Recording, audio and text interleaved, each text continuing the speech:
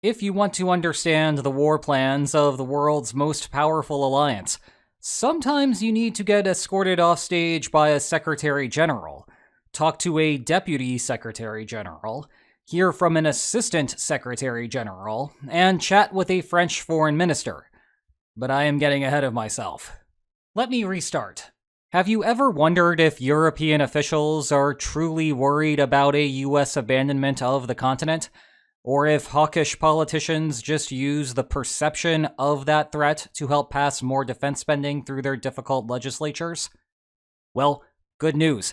We can get a clear answer to that. We just need to look where they are spending the money. So all we need to do is get a hold of NATO's war plan to defeat Russia, which somehow did not exist until 2019, and still cannot be implemented for a few more years. Sadly, though, the war plans are not simply sitting somewhere on a bookshelf, and that is how I personally ended up in the Netherlands. So, yeah, this is a long story. Get comfortable. Let's back up for a moment. Since Trump returned to office in January, intra-Western alliance relations have been complicated, to say the least. There was the legacy of threats to withdraw from NATO during Trump's first term, talks with Governor Trudeau about how great Canada would be as a 51st state, and the wonderful opportunity that would be the annexation of Greenland. Much of the rhetoric from the White House stemmed from frustrations that Europe and Canada had been free-riding on American security guarantees for far too long. It was not a new sentiment, but Trump drew a much firmer line than previous administrations had, leading to public perceptions about the U.S. commitment to protect allies. That went double for those not spending the 2% of GDP on defense, which NATO had set as its standard at the 2014 Wales Summit. Canada and Europe seemed to respond by criticizing the Trump administration for betraying the alliance's foundational principle, that an attack against one is an attack against all, codified in the famous Article 5 of the North Atlantic Treaty. The only solution, suggested their leaders, was to increase defense spending, so that Europe's security did not depend on the United States. You can see the irony here. Trump gets upset about Europe's lack of defense spending. Europe, upset at Trump's rhetoric, responds by raising European defense spending. All the while, NATO officials insisted that Washington's commitment to the alliance was never in question, a topic that you may recall I directly asked Secretary General Mark Rutte about a few months ago. They largely think that Trump is right in his free-riding criticism, and believe that the continent has been made worse off by not taking its own defense seriously. They may be a bit irritated with Trump's attitude about the situation, but they would prefer to work with the United States, and are not worried that the United States will ignore Europe's security needs. In fact, a skeptic might tell you that this is all one elaborate political power play by European hawks, who have wanted to increase defense spending for more than a decade. This is now finally their chance to do so. And there are plenty of such individuals. The problem is that military spending, surprise, costs money, and convincing voters to increase taxes or decrease social spending is not easy. However, voters in Europe and Canada absolutely hate Trump. Thus, such hawkish politicians had a clear winning strategy: play up Trump's threat of abandonment, convince voters to approve more defense spending, and then continue along with transatlantic relations as though nothing happened.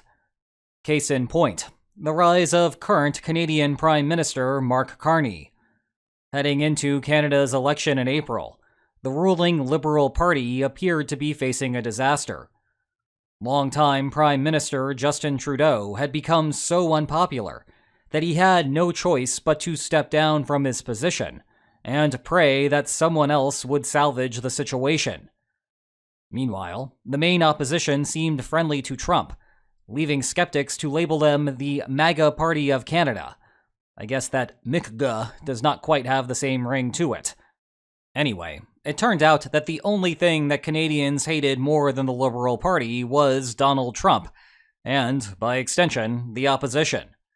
What seemed impossible only a couple of months before then happened. The Liberal Party won, and Mark Carney retained his position as Prime Minister.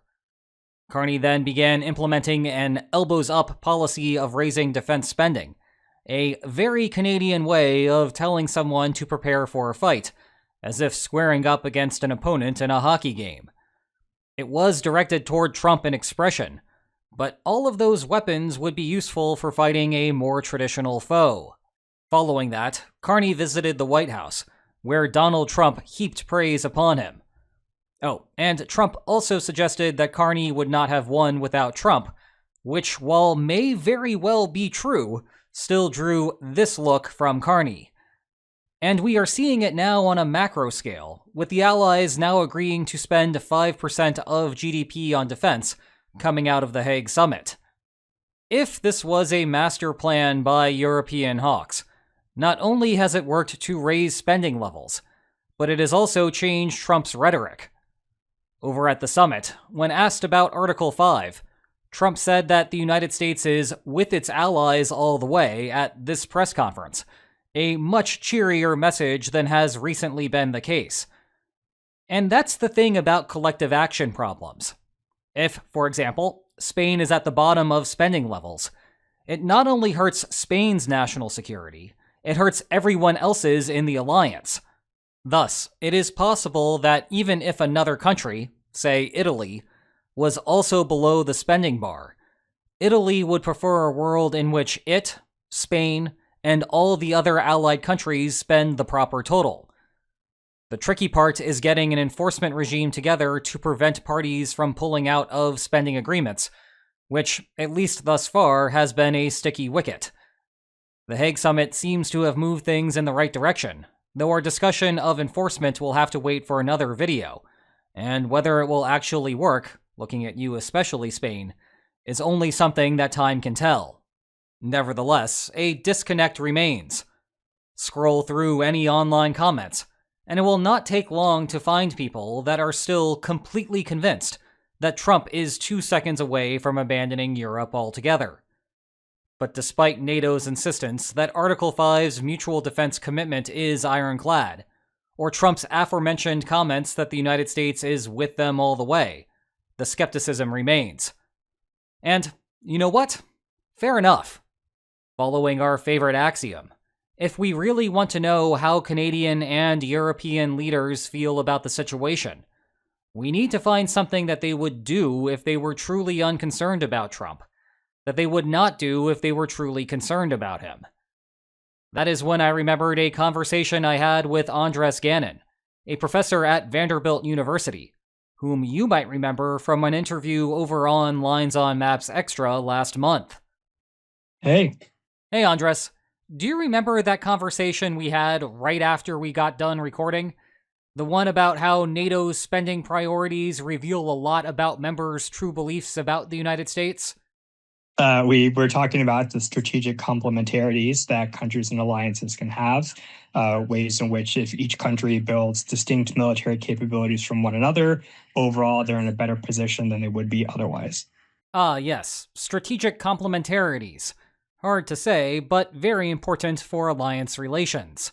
This is the idea that NATO countries try to avoid duplicating effort. Rather, they focus on military production that enhances the systems that others own. For example, you might have Germany obsess over tank production. Meanwhile, you can get Estonia obsessed with building infrastructure that can handle tanks driving west to east. The more tanks that Germany has, the more attractive it is for Estonia to build bridges. The more bridges that Estonia has, the more attractive it is for Germany to build tanks. Combine that together with how some countries are just better at building certain things, and you get what Rutte describes as a more lethal alliance. It is a classic win-win. But Andres, I think you had an even more insightful point. You were saying that this strategy requires some level of trust. If Europe does not trust the United States, it would begin investing in redundant capabilities.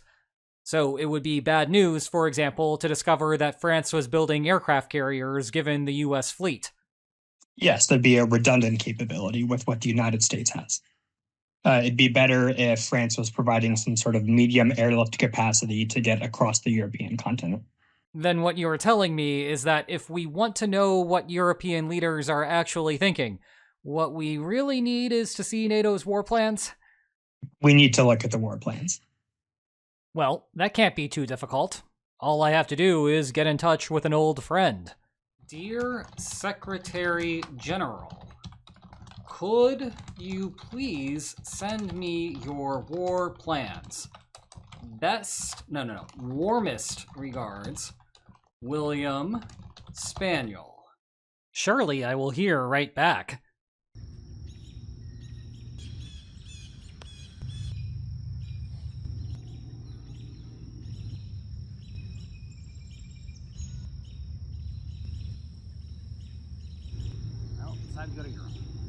So I got on a flight to Amsterdam, then jumped on a train, and after a good amount of classic Dutch countryside, I arrived at The Hague, the seat of the government of the Netherlands, and the site of this year's NATO summit.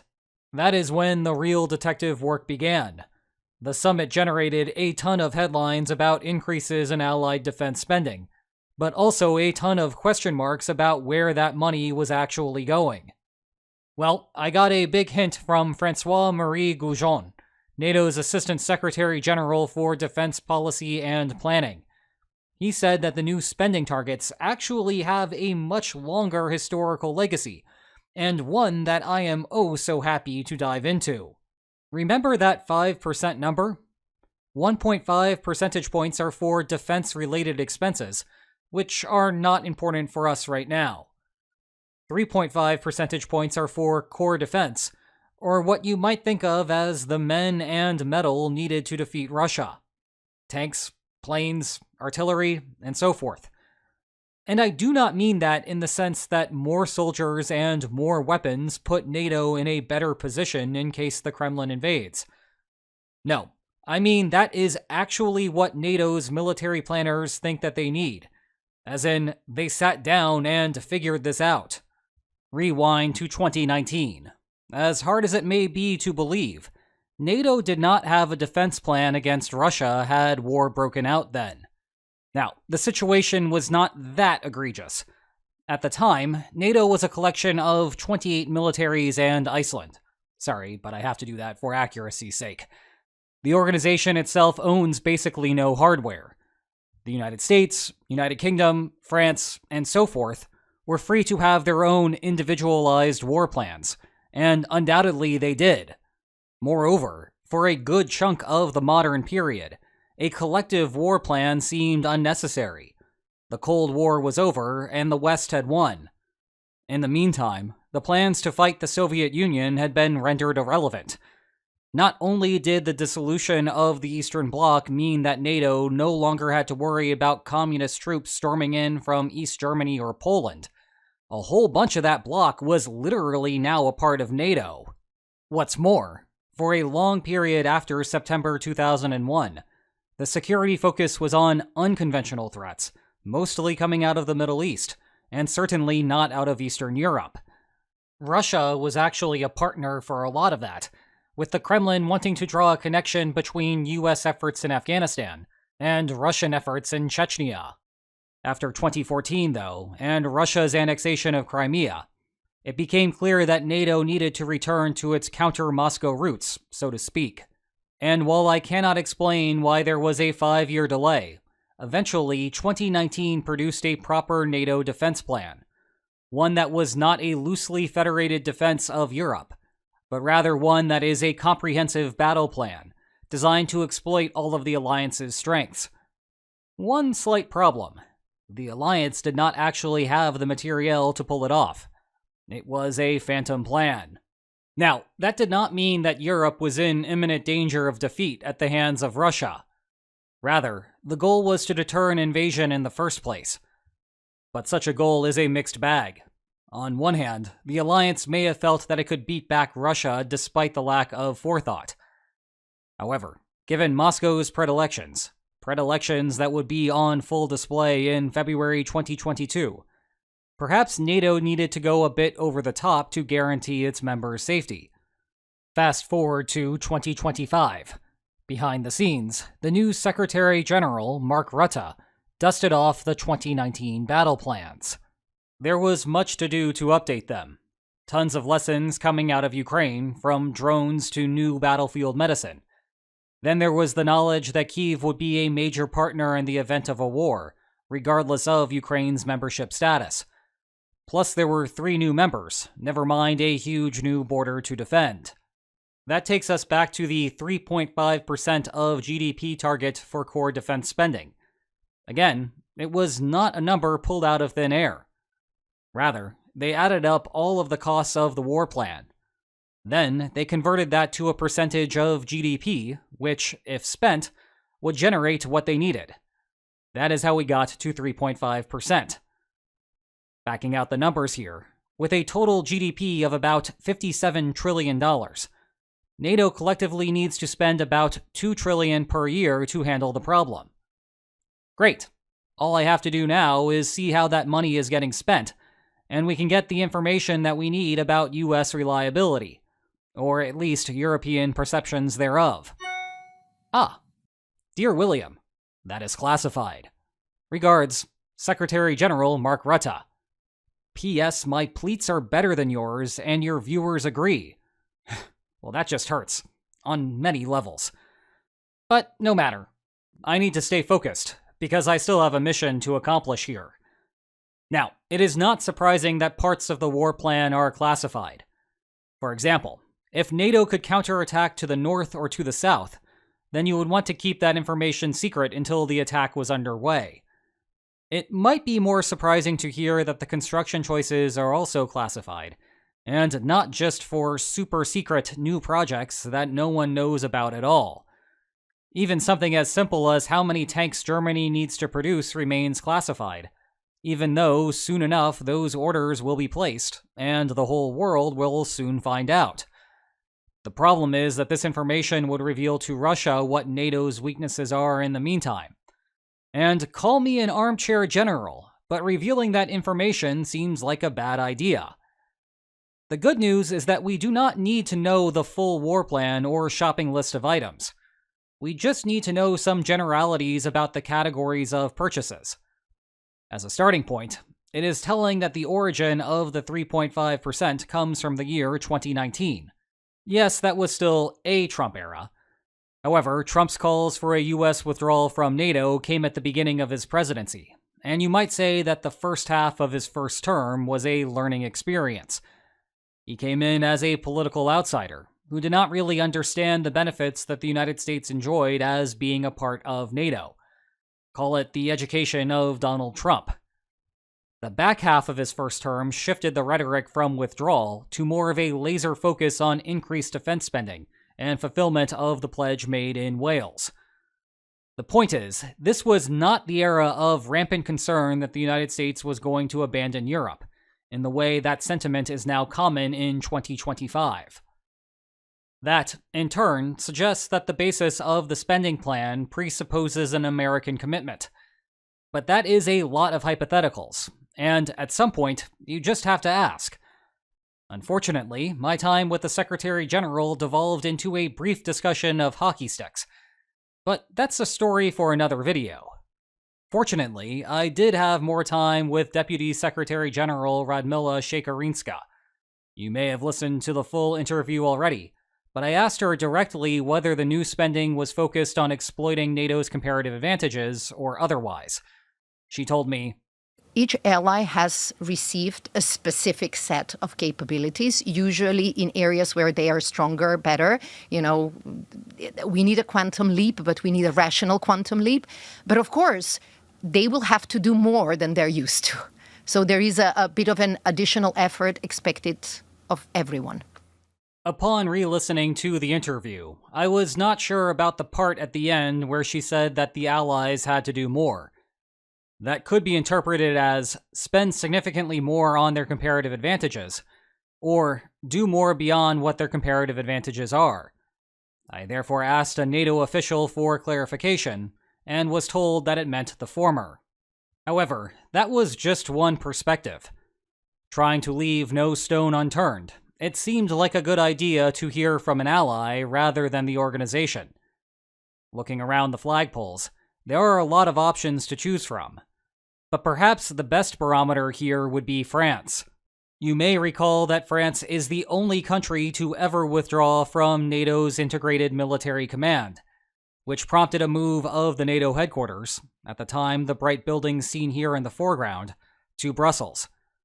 And while France eventually returned to the Integrated Military Command in 2009, if any country was going to raise a serious issue about the current direction of the United States, it would be France.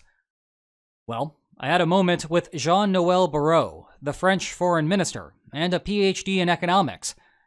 He is also a man with a citation count that puts mine to shame. Thank goodness for that H-index.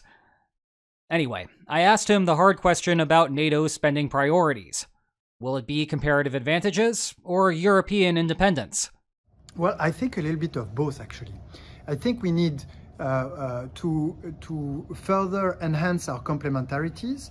France, the UK, the US are nations that have a nuclear deterrence capacity that contributes to the security of all members of the alliance. And so in a moment when all the members of the alliance are going to raise their defense spending, they also need to take into account the existence of this deterrence capacity to sort of better design or best design their own procurement and their own decisions in the field of conventional defense. But then, and I don't think this is in any contradiction, then we also need to develop a European industrial and technological defense basis in order to be more independent, in order to reach more interoperability within the European Union and the European continent, a basis, a technological and industrial defense basis that will also be useful for the US as they can procure from this European basis, which gives us more flexibility for their own procurement. Now, that might sound like it has the hint of a fracture, but it is worth putting this in the context of where NATO actually sees the dangers in the world today. Given its historical legacy and the geographic position of all but 3 of its members, Russia will always receive the disproportionate focus. That goes double at a time when it is currently at war in Ukraine. At the same time, though, NATO recognizes where Russia is on the hierarchy of global threats. Take it away, Secretary General. And we also know that there is a risk that if the Chinese would try anything with Taiwan, that no doubt he will call his junior partner, Mr. Putin,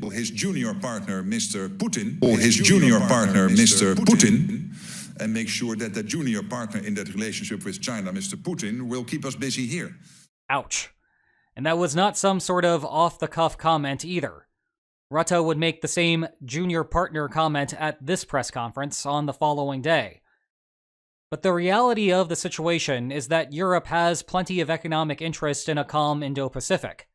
And if the PRC ever were to invade Taiwan, the United States would come to Taiwan's defense, and that would leave a window of opportunity for Russia to attack Europe.